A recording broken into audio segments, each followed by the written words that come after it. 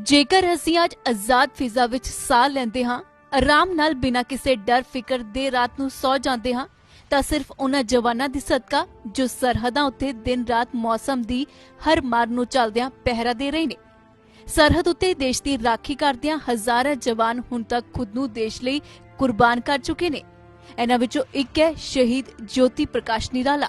Air force ਦਾ ਉਹ ਜਵਾਨ ਜੋ ਆਪਣੀ ਜ਼ਿੰਦਗੀ ਨੂੰ ਜਿਉਣਾ ਜਾਣਦਾ ਸੀ।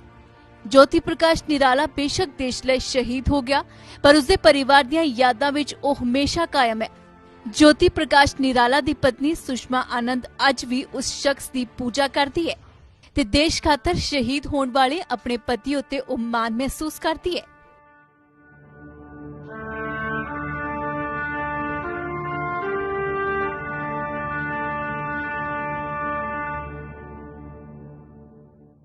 ਸ਼ਹੀਦ ਦੀ ਪਤਨੀ ਆਪਣੇ ਪਤੀ ਨੂੰ ਯਾਦ ਕਰਦਿਆਂ ਕਹਿੰਦੀ ਹੈ ਕਿ ਉਸਦੇ ਪਾਲੇ ਹੋਏ ਸੁਪਨਿਆਂ ਨੂੰ ਪੂਰਾ ਕਰਨ ਉਹ ਆਪਣਾ ਫਰਜ਼ ਸਮਝਦੀ ਹੈ।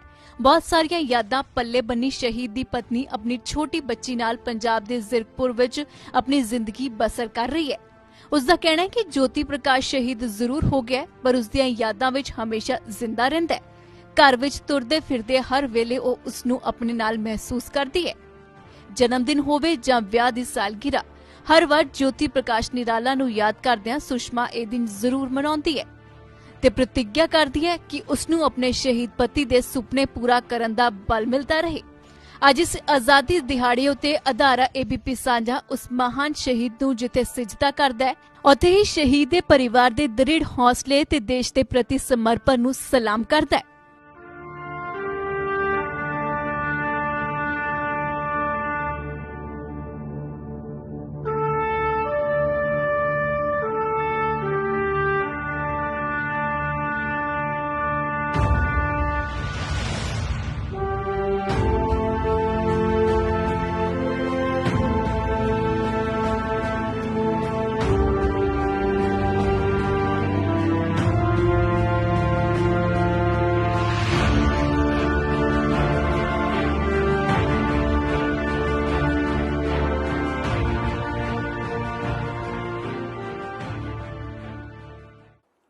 देश को कहना चाहूँगी, देशवासियों को, कि मैं बहुत शुक्रगुजार हूँ कि वो मेरे वीर पति को आज के दिन याद कर रहे हैं। मुझे इस बात का गर्व है कि मैं ज्योति प्रकाश निराला की पत्नी हूँ, और साथ में दुख भी है कि उनके बिना मुझे पूरा जीवन बिताना पड़ेगा। वो इस देश का सरमाया थे जो हम सबको छोड़ के हमेशा के लिए चले गए हैं। जी, मैं आपको बताना चाहूँगी कि हमारी जो मैरिज थी एक लव मैरिज थी, तो उनकी यादें मैंने बहुत संजो के रखी हैं। और जी, उनको सरप्राइज़ देना बहुत पसंद था। वो हमेशा मुझे सरप्राइजेस देते थे, कोई ओकेजन हो या ना हो, हमेशा मुझे सरप्राइज़ कर देते थे, मतलब अचानक से। मतलब उनके जाने के बाद जीवन संभव ही नहीं था हमारा। हमें मतलब समझ ही नहीं आ रहा था कि हम क्या करें, कैसे जिएं उनके बिना। लेकिन घर वालों का साथ था, परिवार का साथ था, हमने एक दूसरे का साथ दिया, और ये हमारे लिए कभी गए नहीं है, ये हमेशा हमारे साथ हैं एक ताकत बन के। आज हम इनकी ताकत की वजह से, मतलब इनका साथ हमेशा है हमारे साथ। मैं अपने बच्चे को यही सिखाती हूँ कि आपके पापा जो देश के लिए करके गए हैं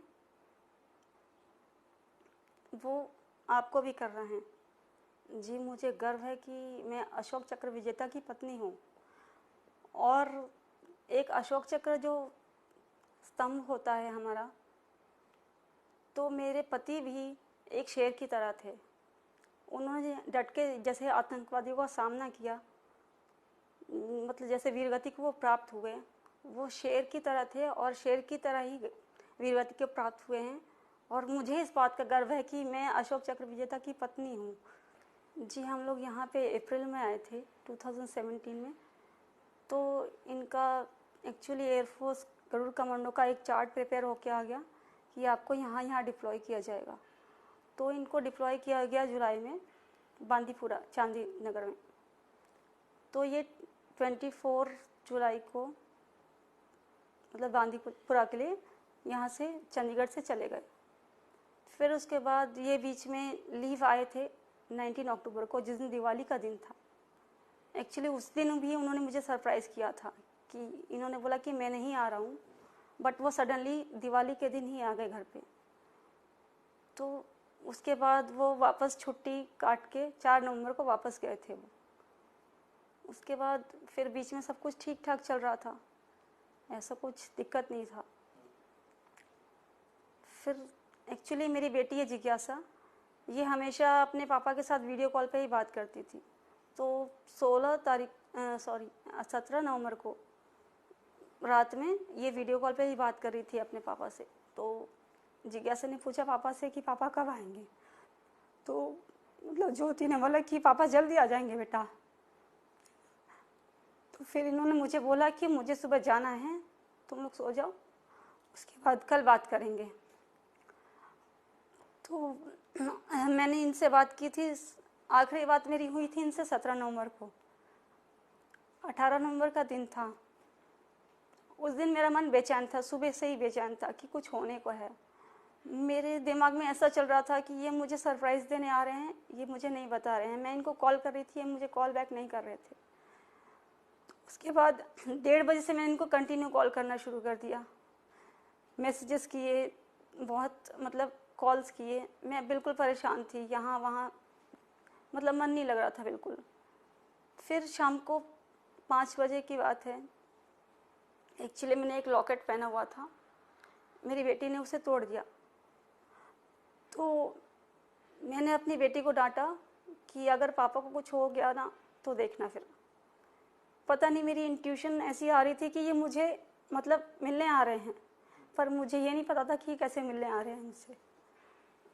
उसके बाद मेरे पास मैंने टीवी ऑन किया। उसके बाद तो मैंने देखा न्यूज़ में दिखा रहा है बांदीपुरा में मुठभेड़ जारी है। उसके बाद हमारे मतलब कि नेबर थे, मैं उनके पास गई कि भैया देखिए ऐसी ऐसी टीवी न्यूज़ आ रही है, आपके पास किसी गरुड़ कमांडो का नंबर है क्या? मेरे पास तो नहीं है भैया। तो उन्होंने बोला कि नहीं भाभी जी मेरे पास तो नहीं है, एक्सचेंज का नंबर है, मैं आपको प्रोवाइड करा देता हूँ। तो फिर उसके बाद मैं नंबर लेके चली गई, मैंने कॉल किया यूनिट में अपने। तो मैंने मेरी बात हुई वहाँ से के सीनियर से, यहाँ चंडीगढ़ के 617 गरुड़ फ्लाइट में। तो उन्होंने बोला कि मैम सब यहाँ पे ट्रेनिंग चल रही है सबकी, तो जैसे ही हमारी बात होती है हम आपकी बात करवा देंगे। फिर मेरा मन नहीं माना। फिर एक्चुअली फिर मैंने टीवी ऑन किया, उसमें दिखा रहा है एक गरुड़ कमांडो शहीद। तो मैं फिर भागी भागी नीचे गई। तो मैंने बोला भैया देखिए ना ऐसे ऐसे टीवी में दिखा रहा है, मेरा मन बहुत घबरा रहा है। तो उसके बाद बोलते भाभी, मैंने बोला आप बात कीजिए ना भैया एक बार क्या हुआ है। तो उन्होंने बोला कि ठीक है भाभी मैं बात करता हूँ। फिर मैं ऊपर आई। ऊपर फिर मेरी सिस्टर इन लॉ का फ़ोन आया, मैं घर का दरवाज़ा खोल ही रही थी कि मेरी सिस्टर इन लॉ का फ़ोन आया। तो वो मुझे बोलती हैं कि भाभी भैया का फ़ोटो दिखा रहा है चश्मे वाला टीवी में। तो सब लोग, मेरे घर परिवार के सब लोग, रोने की आवाज़ आ रही थी सबकी। तो मैंने बोला क्या हुआ? बोलती भाभी भैया का फ़ोटो दिखा रहा है टीवी में। मैंने बोला कि मतलब वो बहुत रोने लगी कि ऐसे ऐसे हो गया है हमारे साथ। मैंने डांटा उनको, मैंने ऐसा कुछ नहीं है, मैं अभी बात करके आई हूँ, भैया बिल्कुल ठीक हैं, ऐसा कुछ नहीं है। तो मैं जैसे ही अपने घर का दरवाज़ा खोलने लगी तो मैंने देखा कि नीचे सब हमारी एयरफोर्स की, जो भी हमारी ऑफिसर्स की हैं, सबकी गाड़ी आके खड़ी हो गई यहाँ हमारे नीचे रोड पे।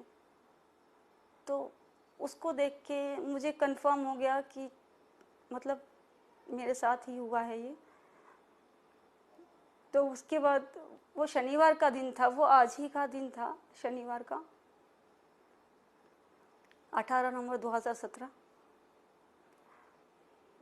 जब लोग मेरे पास आए मुझे बिल्कुल यकीन नहीं हुआ, मैं एकदम शॉक हो गई थी कि मेरे साथ ऐसे कैसे हो गया, भगवान ने मेरे साथ इतना बड़ा अन्याय कैसे कर दिया। तो उसके बाद मुझे कुछ समझ नहीं आ रहा था कि ये तो हो ही नहीं सकता मेरे साथ। मैं तो इतनी मन्नतें मांगती हूँ, वो मेरे पति इतने भगवान को मानते थे, शंकर जी की पूजा करते थे वो, तो मैं बिल्कुल यकीन नहीं कर पाई कि मेरे साथ ऐसा हो गया है। तो वो काली रात तो मैं कभी भूल नहीं सकती हूँ। वो घटना, वो मेरे जीवन का दुखद पल हमेशा मेरे साथ रहेगा जीवन भर, जब तक मैं जीवित रहूँगी।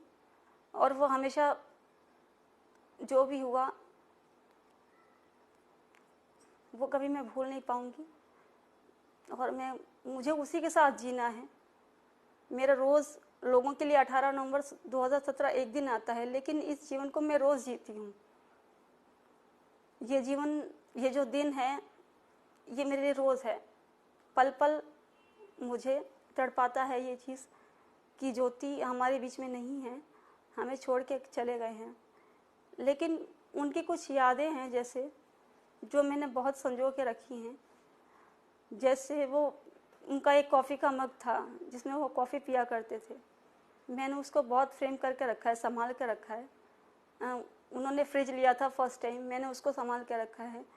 उन्होंने बेड लिया था फर्स्ट टाइम, मैंने उनको संभाल कर रखा है। उन्होंने जो भी चीज़ें ली हैं, मैंने उनको बहुत संजो के रखा है।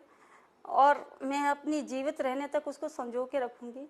और मैं अपनी बेटी को भी यही शिक्षा दूँगी कि आप भी अपने पिता की जो भी हैं यादें, उनको संजो के रखना। जी, मैं ये कहना चाहूँगी, ज्योति प्रकाश निराला, मतलब मैं इनका नाम बताना चाहूँगी, नाम का वर्णन करना चाहूँगी अपने पति का। ज्योति मतलब ज्योत, हमेशा जगती रहती है। प्रकाश मतलब उजाला, जो हमेशा उजाला फैलाता रहता है। और निराला मतलब एक ऐसी चीज़, एक अनोखी चीज़ निराला, जिसके ऐसा कोई होता नहीं है। तो मेरे पति ऐसे थे।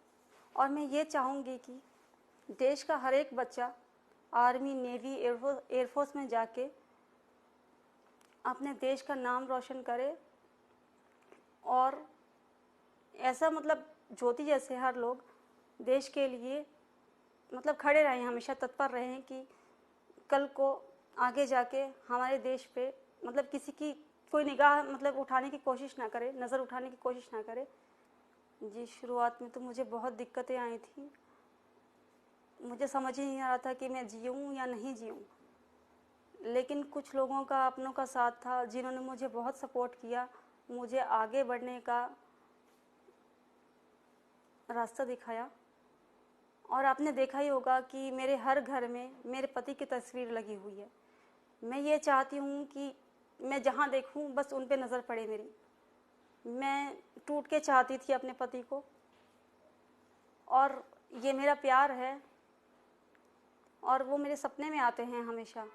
जो भी मुझे दिक्कत होती है, परेशानी होती है, मुझे लगता है कि वो मेरे सपने में आके मुझे वो चीज़ सिखाने की कोशिश कर रहे हैं कि नहीं, ये चीज़ तुम गलत कर रही हो, तुम्हें ऐसे नहीं करना है।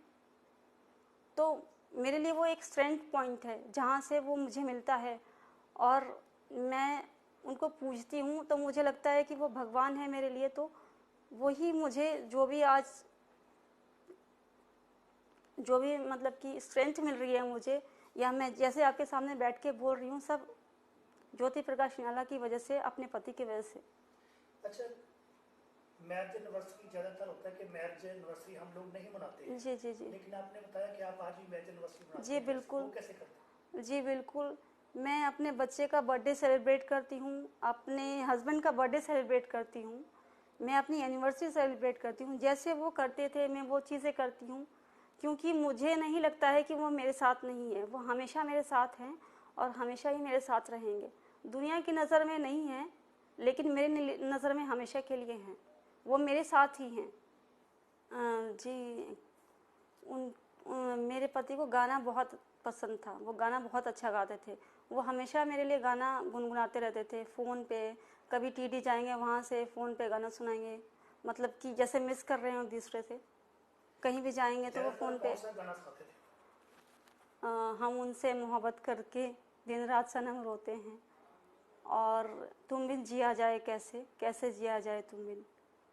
ये मुझे गाना सुनाते थे जब भी वो टीटी जाते थे, और ये मैं हमेशा ही सुनती हूँ। तो मुझे लगता है कि मेरे पास ही हैं वो। अच्छा, कोई शौक उनका कोई? जी, उनको कुकिंग का बहुत शौक़ था।